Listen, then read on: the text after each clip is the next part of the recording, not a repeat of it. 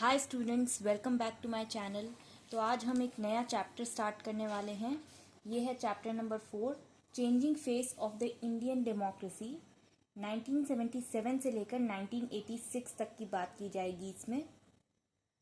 तो सबसे पहला इसका यूनिट है the Janata government. From 1977 to 79 ये गवर्नमेंट रही थी इंडिया में as the ruling party.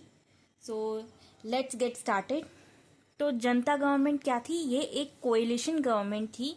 Coalition मतलब कई सारी पार्टीज का ग्रुप बना करके पार्टीज ने एक साथ इलेक्शन लड़ा था, इलेक्शन कॉन्टेस्ट किया था।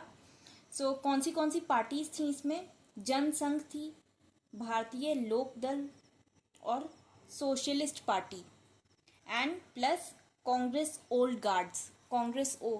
तो पिछले चैप्टर में, चैप्टर नंबर 2 में हमने डिस्कस किया था कि 1969 में कैसे कांग्रेस पार्टी स्प्लिट हो गई थी।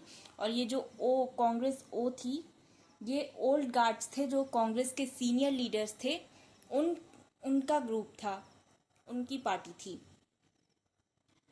अब ये जनता पार्टी कब लॉन्च करी गई? ऑफिशियली 23 जनवरी 1977 को लॉन्च करी गई। एंड इसके क्या क्या प्रोसेस था? तो इलेक्शंस अनाउंस हो चुके थे और कुछ रूल्स पर जो इमरजेंसी चल रही थी। आपको पता है कि 1977 तक इमरजेंसी चली थी। तो कुछ रूल्स थोड़े लीनियंट हो गए थे, जैसे पॉलिटिकल प्रिजनर्स को रिलीज कर दिया गया था और कुछ रिस्ट्रिक्शंस, प्रेस पर जो रिस्ट्रिक्शन लगे थे, सेंसरशिप लगी थी, वो सब हटा दी गई थी, रिमूव कर दी गई थी धीरे धीरे करके, बिकॉज स्टेट ऑफ इमरजेंसी जल्दी ही एंड होने वाली थी। सो ये तो 23 जैन का टाइम है। एंड इस टाइम पे ये गवर्नमेंट फॉर्म हुई। कई सारे लीडर्स ने इस गवर्नमेंट का सपोर्ट किया एंड ये इसके चेयरमैन थे मोरारजी देसाई, जनरल सेक्रेटरी थे रामकृष्ण हेगड़े एंड इसके जो स्पोक्स पर्सन बने थे वो बने थे लाल कृष्ण आडवाणी। लाल कृष्ण आडवाणी के बारे में आप जानते हैं कि ये डेप्यूटी प्राइम मिनिस्टर भी थे। आपने नाम सुना ही होगा। ये डेप्यूटी प्राइम मिनिस्टर थे इंडिया के बिटवीन 2002 एंड 2004। इस बीच में ये डेप्यूटी प्राइम मिनिस्टर थे। और इसके बाद क्या हुआ? जनता पार्टी ने कैसे अपना प्रमोशन किया, कैसे अपना मैनिफेस्टो रिलीज किया, क्या था उस मैनिफेस्टो में? तो 10 फरवरी को जनता पार्टी का पहला मैनिफेस्टो आया, जिसमें कि क्या क्या बातें कही गई, किस तरह से कन्विंस किया जनता पार्टी ने कि लोग उन्हें वोट दें। उनके मैनिफेस्टो में लिखा था कि ये जो इलेक्शन है इसमें वोटर्स को चॉइस मिलेगी एब्डिकेटिंग और स्लेवरी के बीच में चुनने के लिए। Now what is the meaning of abdicating? तो ये मतलब है कि किसी मोनार्क को, किसी रूलर को ओवरथ्रो करना, रिमूव करना फ्रॉम पावर। Next, democracy. या तो डेमोक्रेसी को चूज कर सकते हैं या डिक्टेटरशिप चूज करी जा सकती है। एंड एक अच्छे लीडर को चुनना चाहेंगे या कि एक डिक्टेटर को चुनना चाहेंगे, ये चॉइस मिलेगी वोटर्स को इन द अपकमिंग इलेक्शंस, जो कि 1977 में हेल्ड होने थे। सो गांधीयन पाथ, और एक ऐसा पाथ जिससे कि डिक्टेटरशिप, इंस्टेबिलिटी आ जाए, गवर्नमेंट में, नेशन में इंस्टेबिलिटी आ जाए। इन दोनों पाथ में से किसी एक पाथ को चुनना था।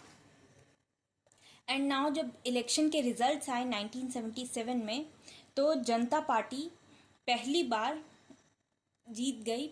कांग्रेस आई को, मतलब इंदिरा गांधी की लेड कांग्रेस को हरा करके जनता पार्टी बन गई पहली non Congress government in India. अभी तक सिर्फ एक कांग्रेस गवर्नमेंट ही थी इतने सालों में इंडिया में, and now Janata party became the first non Congress government, और इसके जो लीडर थे मोरारजी देसाई, वो बने पहले non Congress prime minister of India. Okay, now तो एक नई गवर्नमेंट पावर में आ गई थी, तो उनके कुछ प्रोग्राम्स होंगे। तो क्या क्या काम किया जनता गवर्नमेंट ने अपने टेन्योर में, क्या क्या काम किया, ये सब देखते हैं क्या प्रोग्राम्स थे।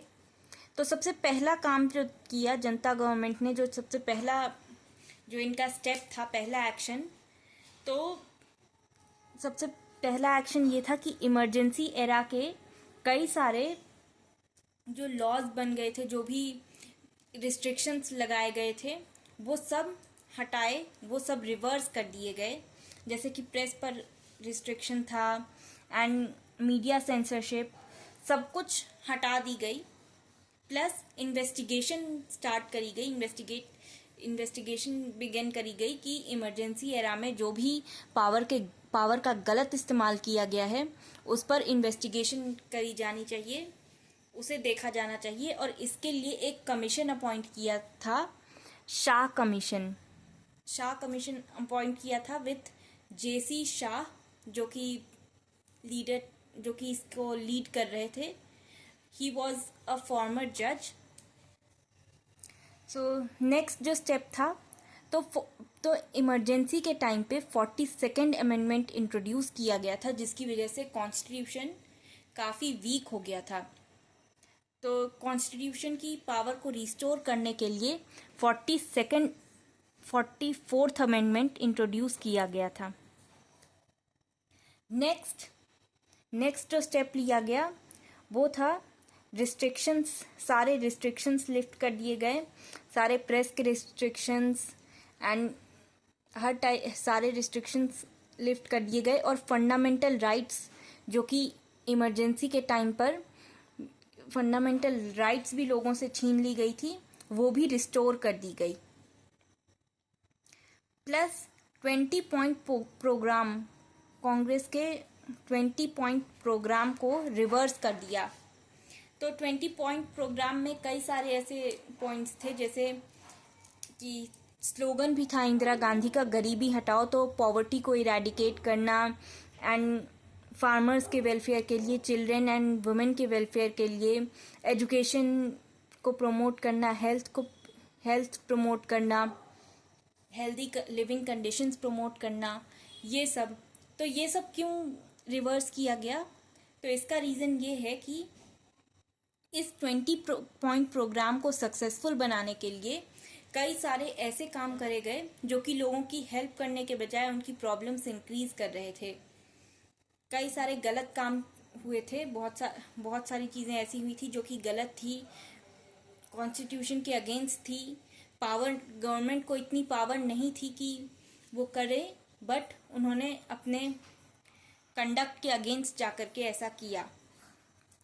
नेक्स्ट, कॉन्स्टिट्यूशन को अमेंड कर दिया गया ताकि उसे और डिफ़िकल्ट किया जा सके, ताकि फ्यूचर में कोई भी गवर्नमेंट उसे चेंज ना कर सके, मतलब आसानी से चेंज ना कर सके, काफ़ी डिफ़िकल्ट हो जाए किसी भी गवर्नमेंट के लिए कॉन्स्टिट्यूशन को चेंज करना।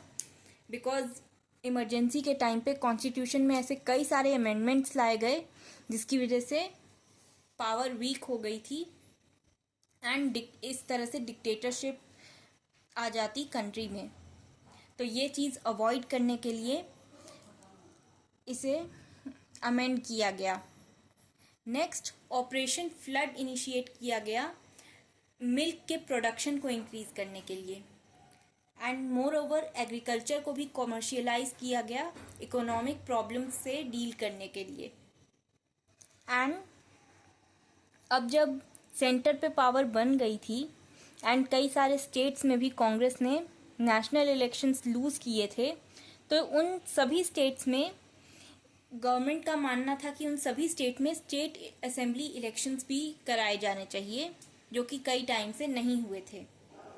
सो स्टेट असेंबली इलेक्शंस जब हुए, कंडक्ट कराए गए, तो जनता पार्टी लगभग सारे स्टेट्स में जीत गई एक्सेप्ट फॉर तमिलनाडु, जहाँ पर वहाँ की लोकल पार्टी डीएमके जीती थी। एंड वेस्ट बंगाल में भी जनता पार्टी तो नहीं, बट उस पार्टी की एलआई पार्टी, मतलब एक एलआई कोएलिशन में से एक पार्टी जीती थी, सीपीएम।